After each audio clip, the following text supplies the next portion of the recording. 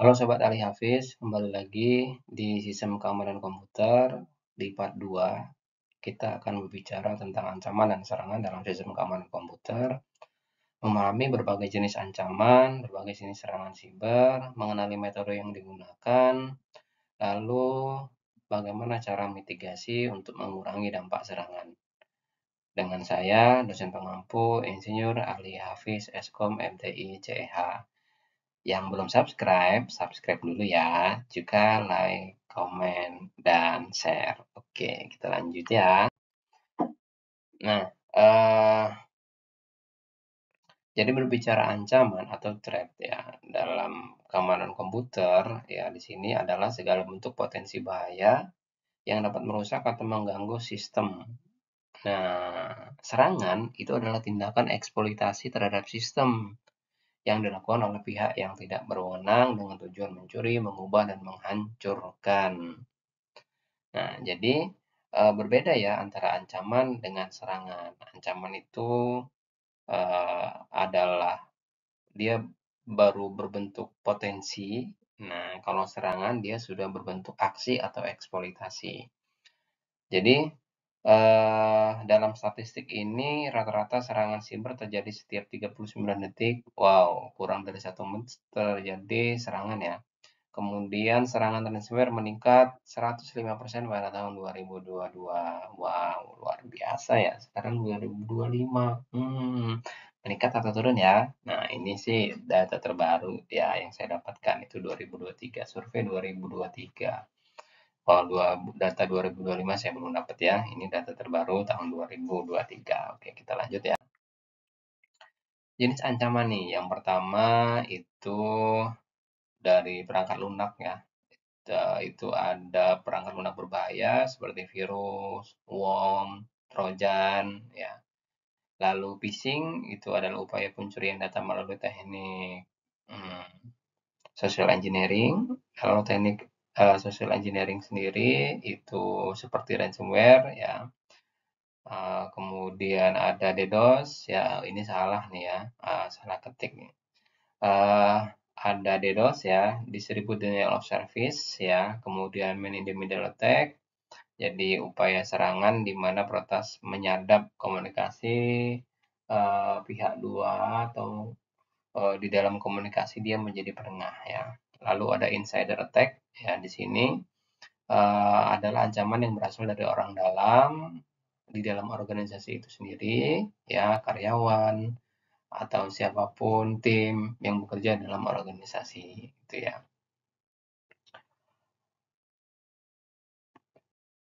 Nah, ini contoh serangan siber yang terkenal seperti serangan ransomware WannaCry tahun 2017, lalu di 2016-nya itu ada DIN. Wow, ada DDoS ya. Ini jatuhnya banyak layanan besar seperti Twitter, Reddit, Spotify. Ya, jadi melalui serangan melalui botnet IoT ya. Jadi dia penggunaan perangkat IoT yang tidak aman dan tidak diperbaharui. Nah, ini DDoS-nya dia pakai IoT. Kita tahu sendiri ya, perangkat IoT sekarang itu miliaran. Wow. Jadi kalau sampai semua itu bisa menjadi botnet, udah server mana yang bakalan tahan diserang pakai perangkat miliaran ya. Nah, yang WannaCry ini menginfeksi lebih dari 200.000 komputer di 150 negara, termasuk rumah sakit dan perusahaan besar. Jadi ini penyebabnya ya kerentanan dalam sistem Windows yang belum diperbaharui. Kasus-kasus ya kalau itu luar negeri, nah kalau di Indonesia gimana? Ya mulai dari marketplace ya, seperti Tokopedia, kemudian pemerintahan itu di BPJS ya. Akibatnya ya data-data pengguna, data-data yang ada di dalam database itu semuanya tersebar, terjual di dark web. Wah, itu bahaya banget ya. Nah, di sini penyebabnya mulai dari tidak adanya katakan enkripsi di database-nya, sistem keamanan, ya karena memang mungkin tidak dilakukan audit secara berkala dan memang serangan itu ya kita nggak tahu ya yang nyerang itu hacker-hacker luar biasa ya mau kita amankan juga ya kalau memang Karena dalam setiap sistem itu katanya ya, itu selalu ada celah. Ya, jadi tidak ada yang aman dalam suatu sistem, ada aja celahnya. Jadi itulah gunanya cyber security management. Jadi walaupun kita kena serang, bagaimana mitigasinya, bagaimana recovery-nya, itu ya harus diatur dalam undang-undang agar yang menjadi korban, siapa sih sebenarnya yang jadi korban? Ya kita-kita inilah masyarakat biasa yang jadi korban ya, datanya tersebar. Alur serangan siber jadi cyber kill chain ya. Jadi mulai pengumpulan informasi tentang target ya, di mana cyber kill chain ini adalah model serangan ya yang dilakukan oleh hacker yang terdiri dari beberapa tahap. Mulai dari recognition, weaponization, delivery, exploitation, installation, command and control, serta action on objective. Jadi yang pertama itu pengumpulan informasi tentang target ya.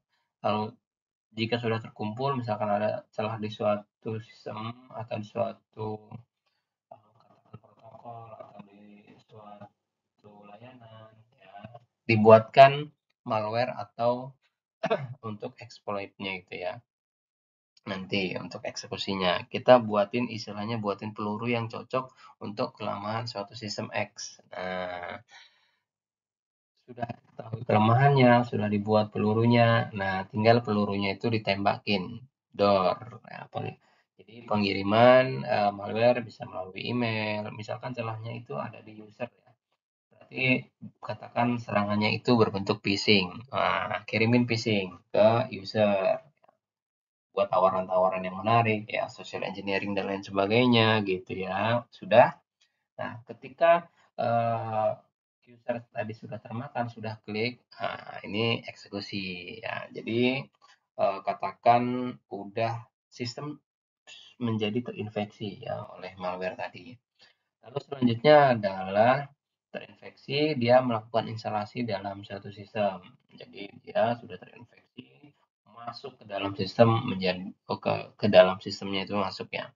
Nah, ketika sudah masuk ke dalam sistem, dapat akun privilege ya di dalam sistem, menjadi root atau menjadi admin di sana, wah udah deh, dia mau ngapain ya? Dia mau bisa mengontrol dari jauh ya. Nah, di sini dia sudah bisa atau sudah mendapatkan akses, privilege akses, ya udah dia mau merusak data, mau copy data, mau ngapain aja tuh bisa. Nah, udah gitu dia belum puas ya udah dia buat backdoor karena suatu saat siapa tahu dia mau masuk gitu. Nah, ini adalah alur serangan siber ya, cyber kill chain ya. Teknik penyerangan yang sering digunakan ya karena rantai terlemah dalam suatu sistem itu adalah user itu sendiri, maka yang pertama itu social engineering. Ya, jadi manipulasi psikologis ya korban untuk memberikan akses atau informasi sensitif. Yang kedua, SQL injection. Ya, ini yang menyusupkan kode SQL berbahaya ke dalam database. Kemudian zero date exploit, yang memanfaatkan celah keamanan yang belum diperbaiki karena itu adalah hari pertama katakan launch ya. Wow, banyak celah nih kan, belum sempat memperbaiki kan. Nah, itu zero day. Kemudian rootkit ya, malware yang menyembunyikan kehadiran peretas dalam sistem. Jadi penyerang jadi root ya tanpa diketahui oleh pemilik sistem. Tools yang digunakan dalam keamanan komputer ini ya apa saja yang bisa kita gunakan atau yang biasa hacker gunakan. Jadi memang tool-tool ini itu umum digunakan, bisa digunakan oleh siapapun ya untuk kebaikan atau untuk kejahatan. Itu tergantung dengan usernya ya. Katakan password cracking. Kalau itu di tangan orang baik ya memang itu digunakan untuk mengcrack password, misalkan ada yang lupa password gitu ya. Tapi ini bisa digunakan untuk orang jahat yang ya masuk ke dalam sistem dengan paksa seperti John the Ripper dan lain sebagainya ya. Kemudian di sini bisa gunakan malware analisis, software pentest ya, kali Linux gitu ya biasanya ya. Kemudian endpoint protection. Nah, ini kita gunakan untuk mengamankan, untuk melakukan testing ke dalam sistem juga ya. Pencegahan serangan siber, ya di sini kita bisa menggunakan perangkat seperti firewall, IPS, IDS, ya, kemudian update perangkat, latih karyawan, atau latih tim dalam organisasi tentang ancaman-ancaman dan pola-pola serangan siber. Lalu gunakan enkripsi data, backup data, ya, untuk data-data sensitif eh, ataupun data-data yang memang ada di dalam database. Oke, baik. Ini tugas ya. Sebutkan 3 teknik serangan siber yang paling sering terjadi, ya. Lalu jelaskan apa yang dimaksud dengan zero day exploit.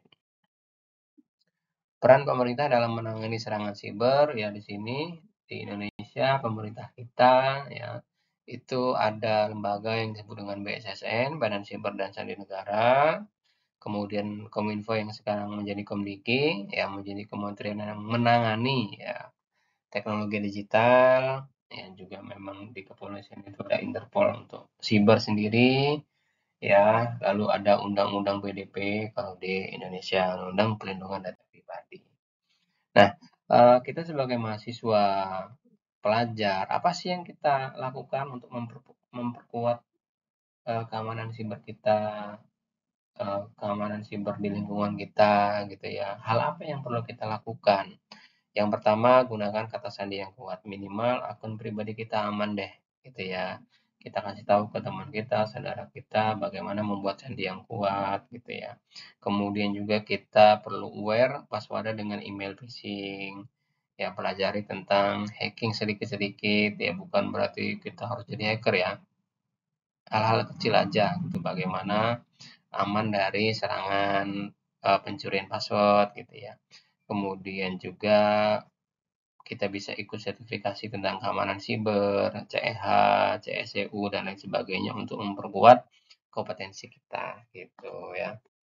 Kesimpulan, jadi ancaman siber semakin meningkat dan bervariasi, pencegahan dan mitigasi serangan memerlukan kombinasi teknologi dan kesadaran pengguna itu sendiri. Jadi kita tidak hanya apa namanya menyerahkan sepenuhnya kepada teknologi gitu. Jadi kita sebagai user juga perlu peduli dengan keamanan siber, keamanan komputer. Pentingnya menggunakan tool dan strategi keamanan yang tepat. Jadi banyak tool-tool yang tersebar yang itu bisa kita gunakan untuk memperkuat keamanan komputer kita, ya, sehingga tool ini kalau di tangan yang tepat itu bisa jadi kebaikan, kalau di tangan yang jahat itu bisa jadi keburukan, ya. Misalkan ya seperti internet atau pisau ya, di tangan pembunuh itu akan ada korban, di tangan chef itu akan jadi makanan yang enak. Wah, bulan puasa ngomongin makanan lagi ya.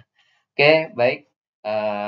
Ini di slide terakhir kita, ya untuk referensi itu boleh dibaca-baca ya tentang NIS, BSSN, OAPS, kemudian Lockheed, ya, SC Council untuk sertifikasi pelatihan untuk kompetensi bidang cyber security ya. Jangan lupa juga follow Instagram Ali_Hafiz. Oke, atau barcode ya. Oke, terima kasih. Semoga bermanfaat. Sampai bertemu di pertemuan selanjutnya.